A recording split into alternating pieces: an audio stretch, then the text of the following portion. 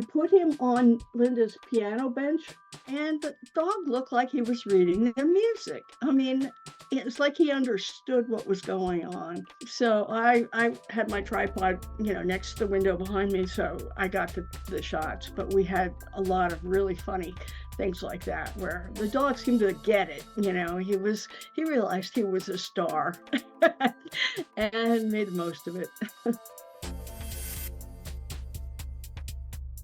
Some experts chase attention, but the smart ones build authority. You're listening to the Authority on Demand podcast, where credibility becomes your competitive advantage. Every week, we're pulling back the curtain on how founders and leaders turn expertise into inbound demand through books that position, media that converse, and strategies that actually move the needle. I'm Danielle Hutchinson, your host and Chief Creative Officer at Authority on Demand. Now, let's turn your authority into leverage. Hey everybody, welcome back to Authors on Mission, the podcast where we dive into the stories behind the storytellers. If you tuned into our last episode with Laury Egan, you remember that we had a chat with her about her suspenseful novel, Very Best, and her short story collection, Contrary. But Laury is back with a brand new tale that's here to steal your heart, Morley, the Very Best Basset Hound. In this whimsical collection of anecdotes, Laury steps into the paws of a charming and mischievous basset hound named Morley to share his hilarious misadventures. Combining her talents as an author and photographer, Laury brings Morley's world to life and gives us a dog's eye view of the joys and challenges of life with an impressible hound. So it's going to be a fun conversation. Laury, welcome back to the show. It's an honor to have you back. Thank you, Danielle. This is a real change for me. Hey, real quick before we jump back in, if you're loving what we're doing here, hit that subscribe button and drop us a like. We're bringing you the best authors, the most real conversations, and all the writing wisdom that you didn't know you needed. So stick around because it only gets better from here. All right, now let's get back to the conversation. I have written a few comedies, a few short stories that are in my two collections, and I wrote one very funny novel called Fabulous and Opera Buffa a number of years ago. So I'm not completely new to the comedy regime, but I have never written anything like this one at all. So was a lot of fun, and I think so far what I'm hearing from readers, everybody is laughing. So. Understood. Yeah, no, I love that. I mean, clearly from what I've seen of it too, I definitely agree. It's something comical. It's definitely different from Fairhaven, which kind of begs the question, what inspired you to create this type of story and kind of stray from the path?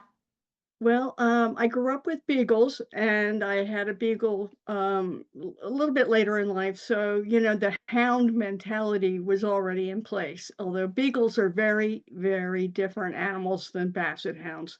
Bassets are a little more laid back for the most part, and beagles are a little more, demanding and just different personalities. Of course, every dog is different, but I actually met Morley when he first came to the house of the new owners, Linda and Dusty.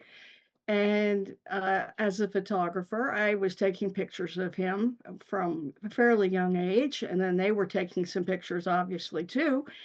And he was just such a charming, handsome fellow that I just couldn't resist. And then Linda started telling me stories, and Dusty told me stories. And as we were going through a couple of years of this, it just became one of those things that I wanted to do. And I had some great photos. There are 28 color photos in this book. It's oversized, 8.5 by 11.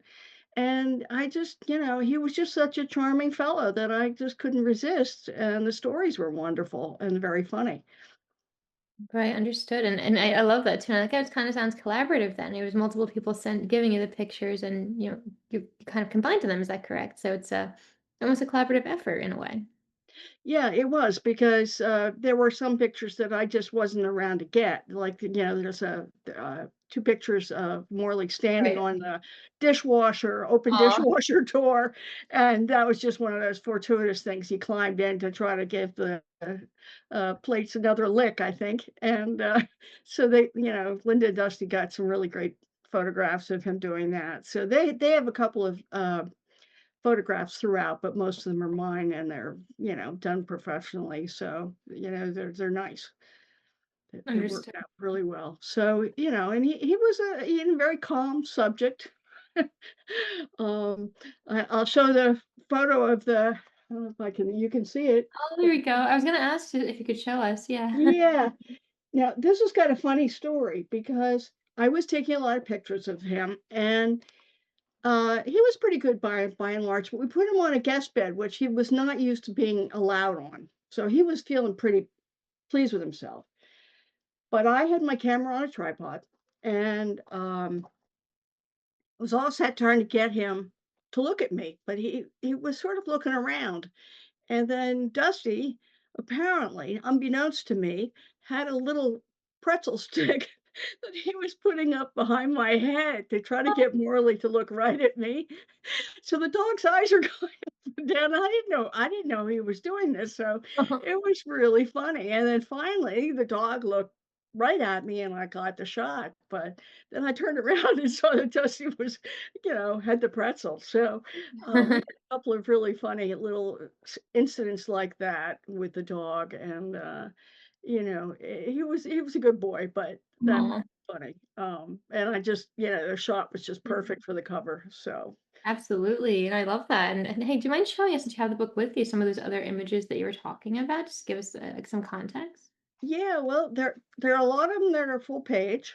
Let me just show you a couple here. All right, this is the frontispiece. Um, out in Linden Dusty's garden, and we've got all kinds in snow with his little plaid jacket, and I'm trying to think. This was a really funny series.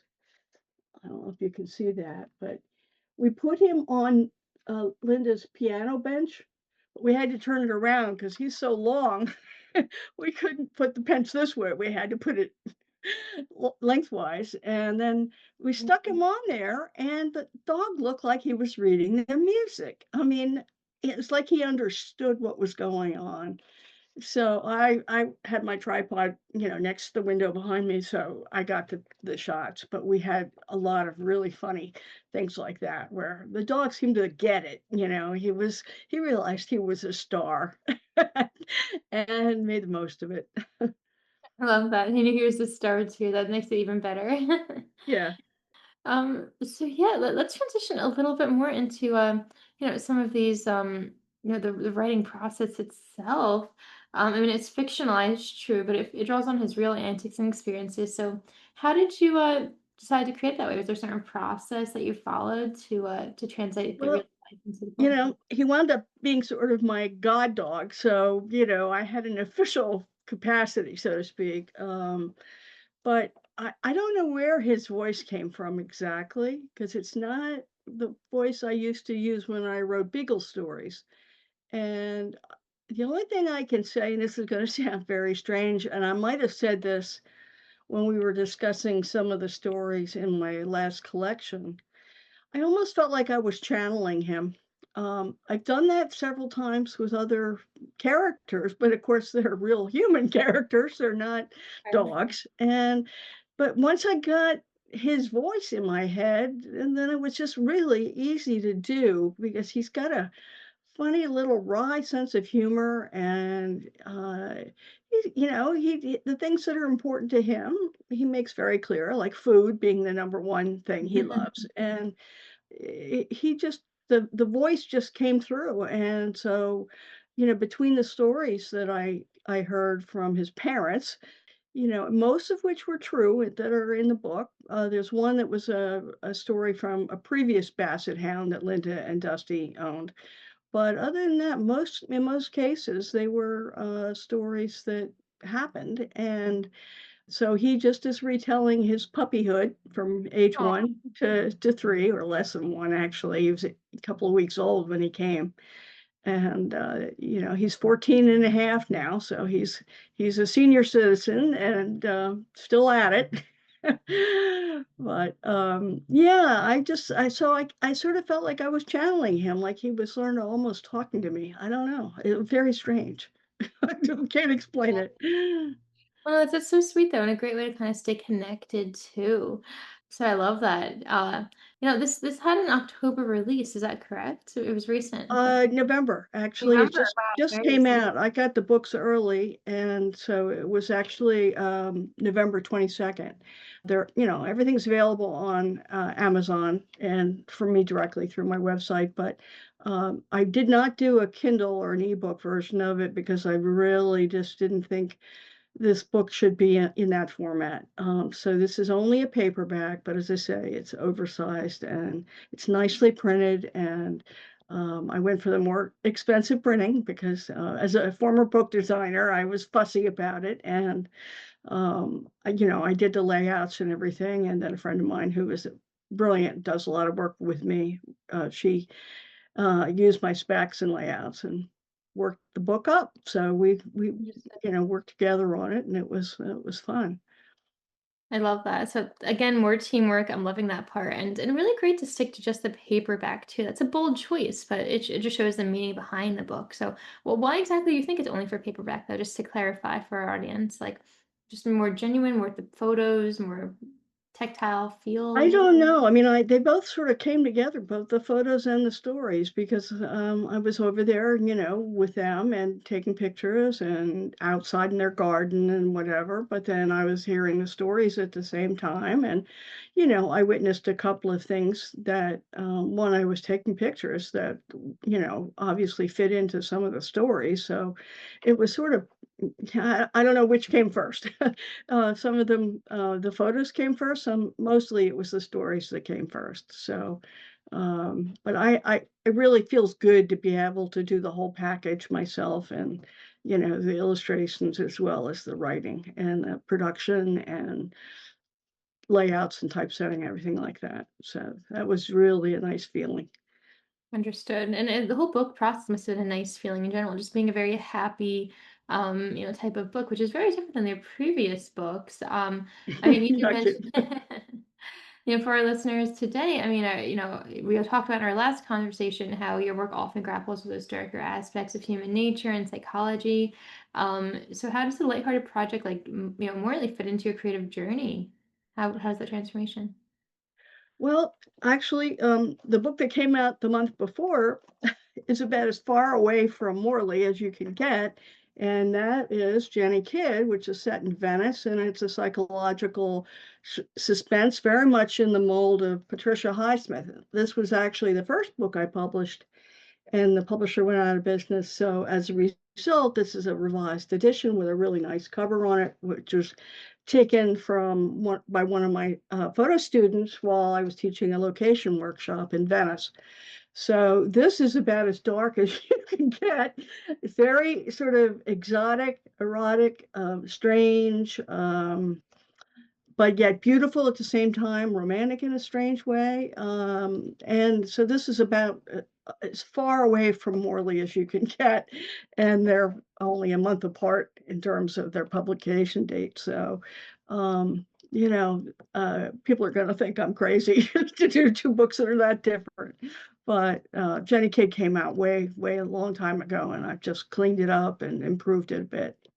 Understood. Well, hey, I love that. So thanks for mentioning your other books too, like the Venice one as well. Kind of just a good, framework for all the different genres and themes that you do explore in this process. It's a lot, but it's very inspiring. Um, so that being said, I'm curious to know. I mean, we you have this book out.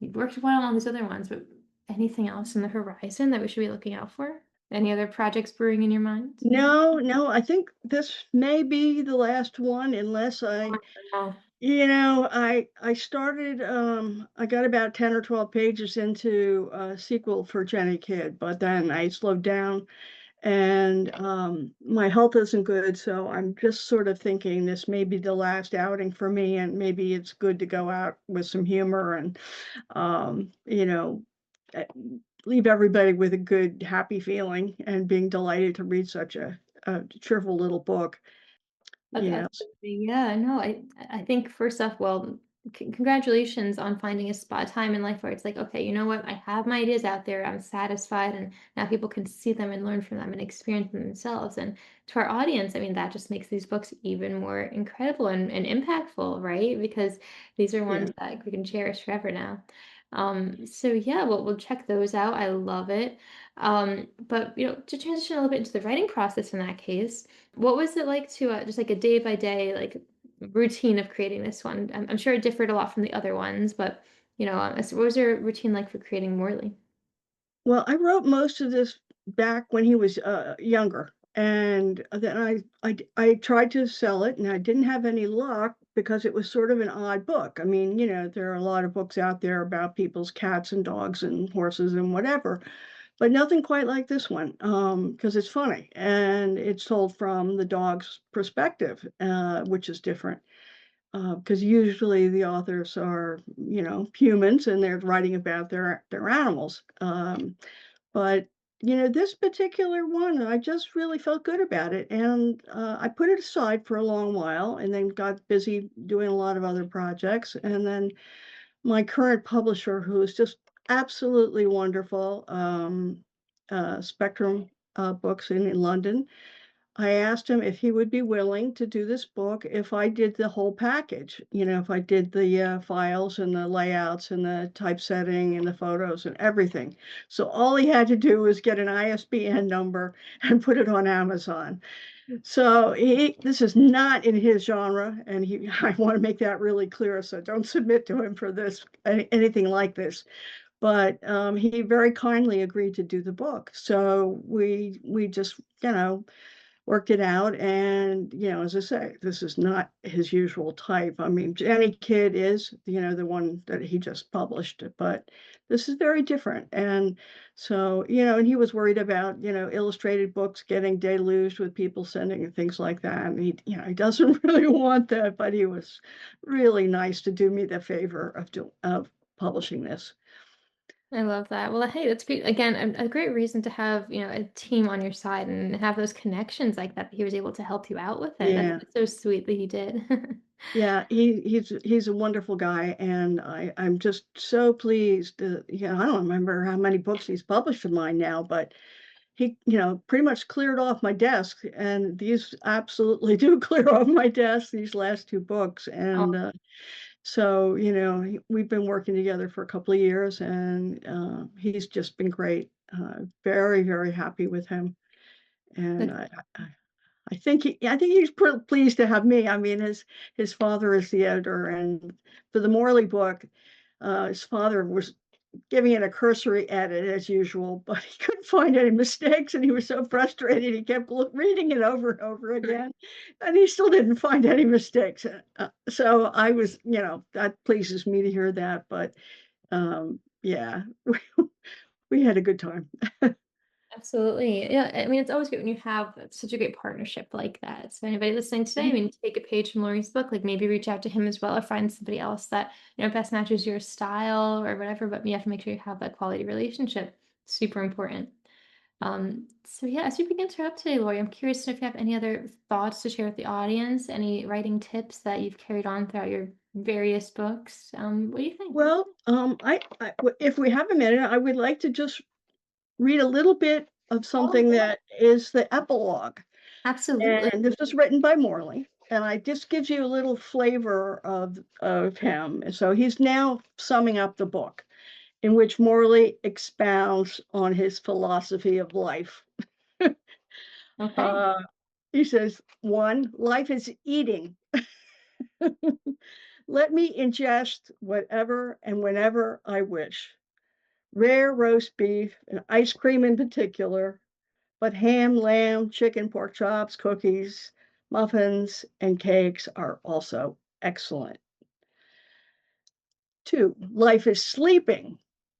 Let me nap in my bed, on all people beds and sofas and chairs, car seats, wherever.